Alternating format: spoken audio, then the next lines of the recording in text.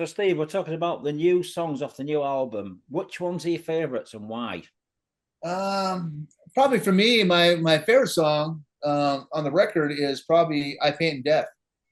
Um, that was originally supposed to be the title track, and I really like the just the whole feel of that song. The lyrical content is basically about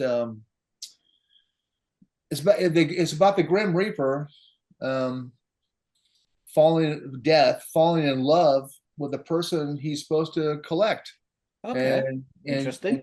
yeah, and she's beautiful, and she's like, and he knows her story, and he and knows everything about her, and he falls in love with her, and he's like, wow, I don't think she should die, but he has to do what he has to do, and that's about it, and about which I thought was kind of a interesting concept, and then I kind of stole the idea from it was kind of a it was a show I saw on TV was I think it was Agatha Christie where it was about a serial killer who was killing women, and then when he killed women, he would paint them. He was like a mortician. He would paint them with lipstick and makeup, and he said that, oh, my victims, I paint them in death, and I was like, oh, that's kind of a cool idea. So, thanks to Agatha Christie for that one because I thought it was a great concept, and I just expanded upon it.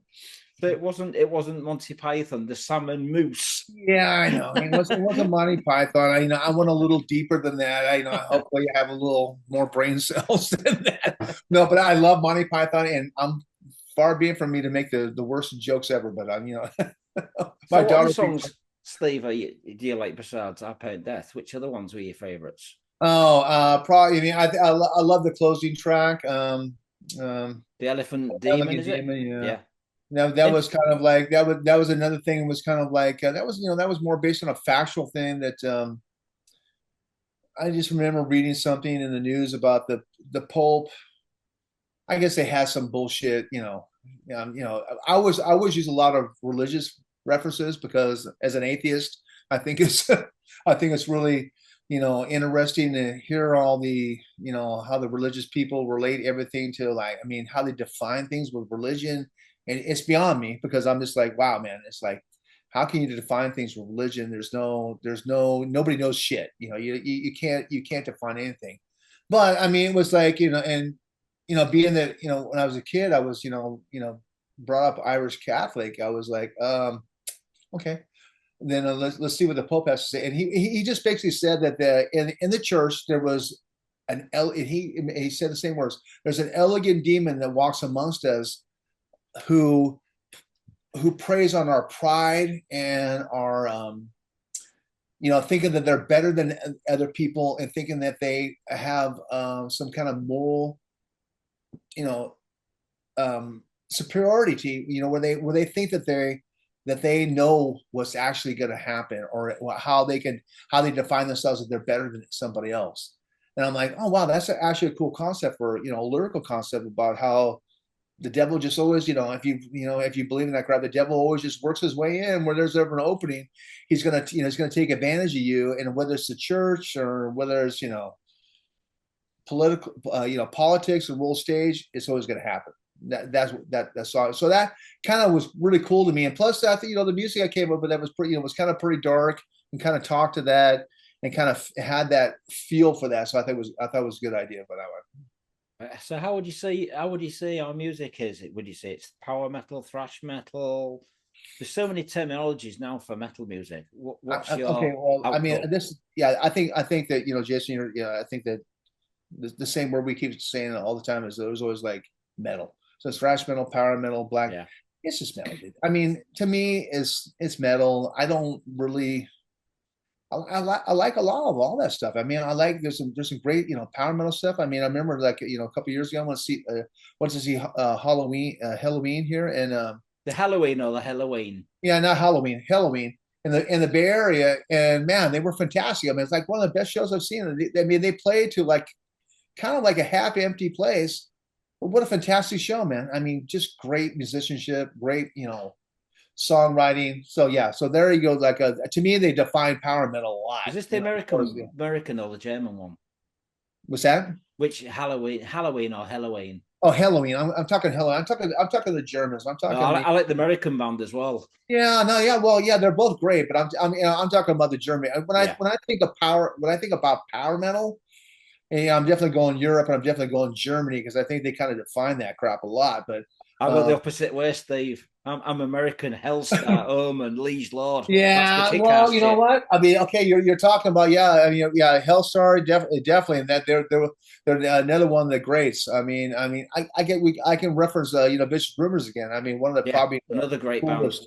coolest you know for me, back in the day when they, is a Bay Area band, they were like probably one of the coolest Bay Area bands there was because of the music, because it was, because Carl Albert was, Yeah, he rest was in such, he peace. I was such met a him when great, I was yeah, I met him on the Forbidden Tour, Death Angel tour in England. yeah, Nice guy. great singer, man. Yeah, great singer. Yeah, you mentioned Death Angel too, man. Another great band. Another band that, from the thrash era that was a little bit different than the rest of the guys because, Mark was a good singer, man. He had a good voice back then. So he had a great melodic style compared to the thrash crap. So So would you say your music is European power metal then? you know what? Whatever, Yeah, whatever anybody wants to call it. I consider us to be heavy metal because I yeah, consider it to be like an influences from like Maiden, Priest yeah. to like whatever you want to call it. I mean, I like a lot of black metal stuff. I mean, I like a lot of like like I really thought that the last Dark Funeral record was really good, man. I thought I like a lot of like those things will never really I will never do that musically, but I hear things that I really enjoy. Yeah, would you, I enjoy the atmosphere. So what I'm going to say is I really enjoy when I listen to music. Sometimes I don't. It's not about the the musicality, but it's about the atmosphere, the vibe, and then I'll pick up on that and I'll kind of bring it into my own music. so you know, so the thing is that you've just said black metal, Steve. The name Kill Ritual sounds more black metal than it does power metal. Probably. I mean that's the problem. maybe, So maybe you know what? I think I'm gonna just. I mean, I'm just gonna paint my face white. I'm already kind of looking like shit. yeah, So I'll paint my face white and put some black shit on my eyes. So we'll just be black. so you've done a couple of videos now for this album. How many more promotional videos are you going to release for this album? Here's the thing. It's really weird about that kind of stuff. Is like all the videos cost a lot of money. Yeah, If you want to do like great production, it'll probably cost me more to make a video than a record, which is really weird. I yeah, mean, because now having my own studio and the ability to do productions on a cost level where I'm not like hemorrhaging cash is it's better just to make the music. The videos, I got to tell you, for me, unless the video is like really kind of unique and has a lot of like visuals that I'm really into, just seeing a bunch of aging dudes playing guitars and stuff like that, I'm really not into that. And I don't really want our band to be that kind of like just a bunch of dudes just thrash around playing guitars because I think that's kind of it's been so done and over with. I'd rather do like I really enjoy like from this is from my and I don't this is my opinion only, but I mean I like the visualizers and I really enjoy the lyric videos where it's more about like graphics and visuals and stuff.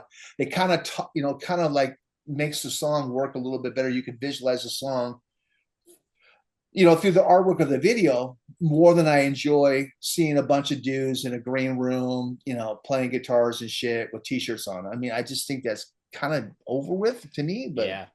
I really don't want to make videos like that. I really don't want to do that unless I could do that at such a level that that I'm basically I'm Superman flying off a building and it cost me $100,000 to do that. Then I'm not going to really do it. So that's No. where I look at it. So I mean, you've worked with Andy LaRock. Has Andy played any guitar solos on your previous albums, or have you ever asked him to like just do a solo? Because that'd be because you're pretty good friends with him. You've worked with him for a while now. Yeah, I mean, Andy, he's played on a couple things I've done before. It's kind of one of those kind of relationships that I guess that it's really hard for me to I know it's kind of hard for me to ask him to just say, hey, dude, can you rip a solo on this? Because I don't think he feels really comfortable in that way. I don't know. I guess I have enough respect for him that I don't try to take advantage of him. and sometimes I feel uncomfortable. I'm like, hey, dude, why don't you play guitar solo on this? And I think that he'll probably go, oh man, why does he want to put my name on this crap? I already got my name on this. I'm gonna mix this crap. I don't want to play guitar solo. But he also is a guitar player, so he'll do it. He's done it in the past a couple times. But it's funny you should mention that, Steve, because I met Andy and asked him if he'd do a jingle for my YouTube channel, and he said, "Yeah, I'll do it for you, Jason. Just I haven't forgot." So he said he's going to do one for me. Just do my little guitar riffing for my channel. That's awesome. Couple of minutes, just a minute of playing guitar with a drum sample or something. Just a that's awesome. And there's a lot of not every musician is just always out there to try to take advantage of making a buck and trying to charge people for playing a riff. I mean, that's kind of pointless. But as working with people, I just don't. I feel uncomfortable with asking them to do things that if they offer to do it, then I'm more than willing to talk to them and accept it. But I just don't want to be that little nerdy little fanboy that bugs them about it. But yeah, I mean, so I was, Andy. I mean, I always joke with Andy. I say, hey, man, when we gonna form our new band together? And he laughs because it's like he's busy all the time. He's got King Diamond and whatever else. And, but it's just me being an asshole. Because I am a fan. I mean, the only reason I even called the dude in the first place is I'm a fan of King Diamond. I mean, we're not that far off at age wise, and I'm a fan of the music. I'm not like pretending I'm not not a big King Diamond fan, because I am. So it's cool to kind of get the inner get some insight on the inner works of the band, but you just can't be so weird that you're just all over the dude. Yeah, true. So when do you think we're going to see Kill Ritual touring? Are you going to be touring for this album this year? I think so, because now that here was the issue the whole time. I mean obviously I mentioned previously that it took a long time for this record to come out between the time we finished recording it, and then we had issues with the singer and stuff like that. Now that I've kind of resolved that, then now I can get serious about hey, you know what, the record has been well received. It's got some good feedback on it. People seem to like it, so we need to jump on a few things, and I'll do that because we had some previous management before COVID, and they did some good things for us. But now I have to kind of navigate all again, because for me, I mean, I got to tell you, on the level that Kill Ritual's at, the whole COVID thing, kind of really hit us hard, because we had not only do we have a band that's kind of all over the place. I mean, the drummer Seamus, he's up in Idaho, in the United States, which is probably a good 2-3 hour plane flight from me in California. So we're kind of all over the place, and I got to figure that all out. But we will definitely do something in the next year or so. It's just a matter of me finding all the right partners to do that. But I think we're in a good spot to make that happen. So you can't play guitar and bass on the same night? Well, you could try. No, I mean, you know what? I have a lot of great friends, and I have people that will do that. Yeah. And make it happen. Like I've always done. I mean, that's just the way I roll. I mean, I will find the people and make it happen, because that's if I decide I'm going to make something happen, it's going to happen. Yeah, that's the kind of person I am. But we'll get it together. I'm never worried about finding the right people to do that. I'm just worried about making sure that we're all not coming home and crack addicts and selling our ass for money. Fair enough. We don't want to come home being male prostitutes because we lost all the money on tour. But that kind of thing. Yeah. All right then, Steve. I want to thank you for doing this interview. Do you have anything to say to the people watching this on YouTube? No, I'm going to say, hey, Jason, we've talked off and on for quite a few years now, so it's really cool to have that little bit of a conversation now. I hope everything's going well there. Well, Steve, keep in touch, my friend. God bless, and we'll speak to you soon. Yeah. Cheers, brother. Cheers, brother. Take care. Have a nice day. Bye. Bye. Well, folks, I hope you enjoyed the interview with Steve Rice from the band Kill Ritual. The new album is fantastic. It's a great melodic thrash power metal album. It's called In My Head, and it's released on Massacre Records. So I want to thank Steve for doing this interview. I also want to thank Barbara at Massacre Records for setting up the interview. So, folks, please give thumbs up. please leave comments and share, and also subscribe to my channel. Thanks for watching, and more interviews coming in 2026. Stay metal, metalheads. Be safe.